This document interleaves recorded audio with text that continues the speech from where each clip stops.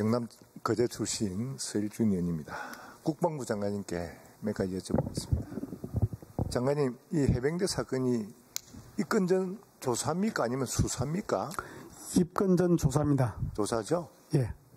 입건은 본 의원이 볼 때는 해병대 사령관의 정당한 지시를 어긴 문제가 핵심으로 생각이 됩니다만, 조금 전에 우리 존경하는 우리 야당 의원님들 그 질문을 들어보니까 일방적으로 질문만 하고 답변을 안 들으려고 하는데, 장관님 혹시 꼭 답변을 해야 될 부분이 있다면 간략하게 답변 부탁드리겠습니다.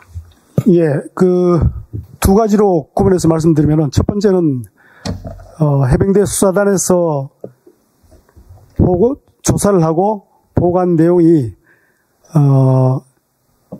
정확성이 많이 떨어져 있다. 그래서 이것은 물론 우리 경찰 수사가 우리 군 수사기관에서 한 조사에 기속되지는 않지만은, 그러나 필요한 참고 자료가 되기 때문에 가능하면 정확한 자료를 넘겨줘야 된다 하는 차원에서 8명 전부 과실치사 혐의로 입건하는 것이 문제 있지 않느냐라는 차원에서 재검토를 하려고 했던 겁니다.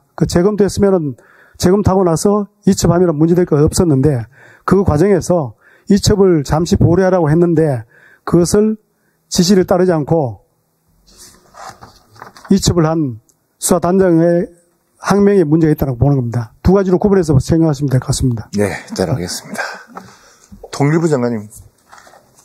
네, 통일부 장관입니다. 장관님, 풍계리 핵실험장에 2006년부터 2017년까지 6차례 핵실험을 북한은 강행했습니다. 김정일 집권기에 1, 2차 핵실험을 하고 2011년 12월 김정은 집권기에 3차부터 6차까지 핵실험을 했습니다.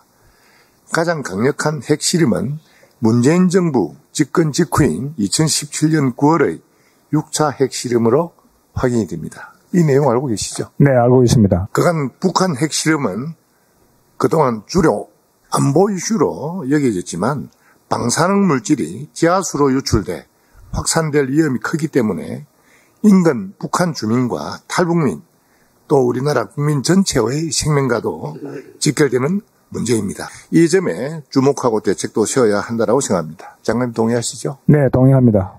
통일부 자료에 따르면 2022년 12월까지 우리나라 한국에 입국한 탈북민은 총 33,882명이고 이 중에 2006년 북한의 1차 핵실험 후 탈북과 한국 입국 전에 풍계리 인근 상계도 또 인근 8개 시군에 거주했던 사람은 총 796명으로 확인이 됩니다.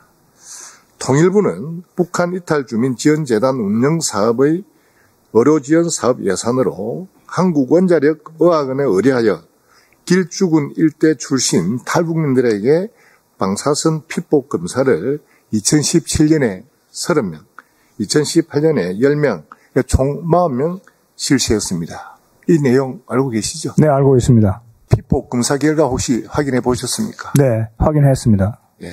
40명 검진 결과 22.5%에 해당하는 9명은 우려할 만한 수준의 염색체 이상을 본 검사 결과가 나왔습니다. 그럼에도 불구하고 이를 공론을 하지 않았고 후속 검사 계속했습니까? 중단됐죠? 중단됐습니다. 총 대상자 796명 중에 2년에 걸쳐 40명만 검사를 한 것도 큰 문제입니다.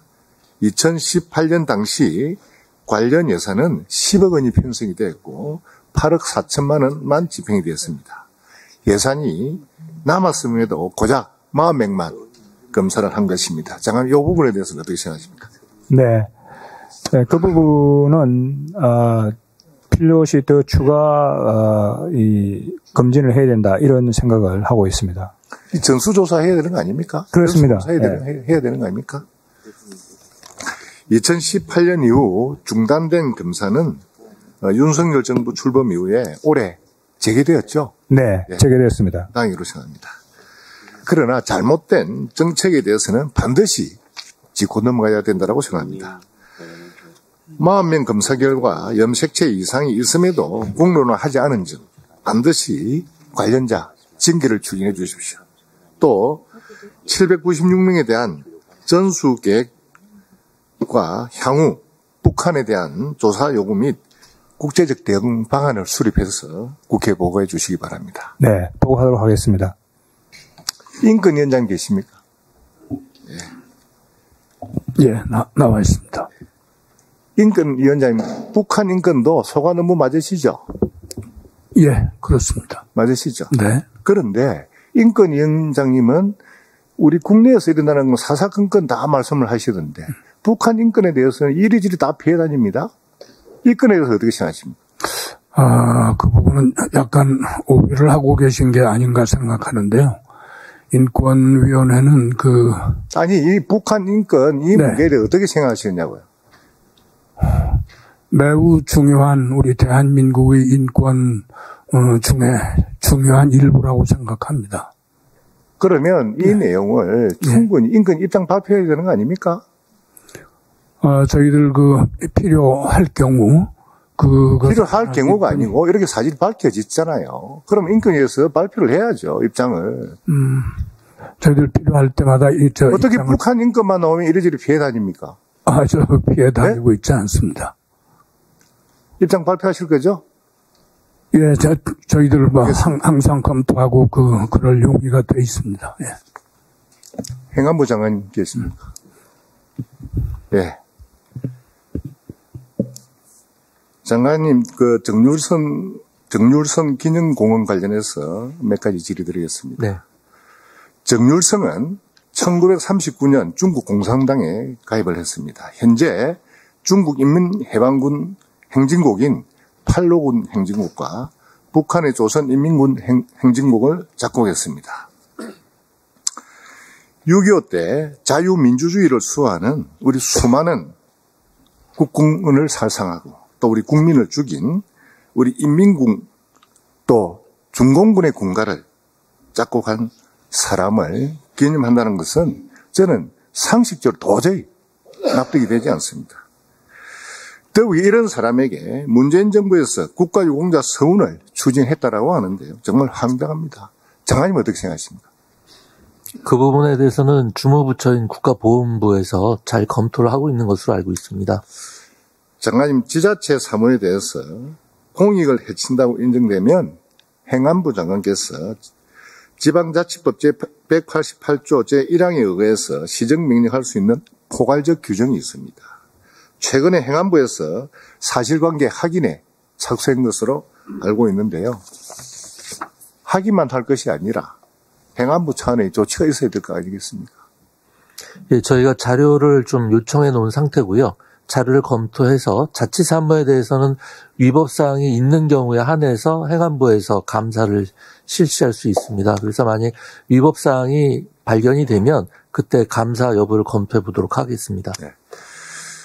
장관님, 지자체의 재원으로 하는 사업이라 해도 국민의 세금으로 만드는 것이고 행정사무의 일부분입니다. 해당 사업이 공익을 해친다면 관련 법에 따라서 우리 중앙정부에서 강력하게 사업 시정 조치를 해 주시기 바랍니다. 예, 잘 살펴보겠습니다. 국무조정실장님 계십니까? 예, 국무 2차장 나와 있습니다. 국무조정실 산하 정부합동 부패 예방 추진단 있죠? 예, 지난 7월 18일 부패 예방 추진단이 문재인 정부 당시 태양광 관련 사업과 관련해 위법 사례 626건과 관련 150명을 대검에 수사가 되었습니다. 현재 어떻게 진행 중입니까? 예, 의원님께서 말씀 주신 7월 17일 이후에 저번 달 8월 28일에 추가로 375명을 더 수사 의뢰를 해서 여태까지 총 901명에 대해서 대검에 수사 의뢰를 했고요. 그렇게 진행되고 있습니다. 환수 계획은 어떻게 되고 있습니까? 환수액 680억 원 중에 이미 벌써 환수 완료한 게 45% 정도 되고요. 나머지 309억 원에 대해서도 관계부처와 함께 환수 TF가 구성이 되어 있습니다. 그래서 이 TF를 통해서 끝까지 환수 완료하도록 노력하겠습니다. 신재생 에너지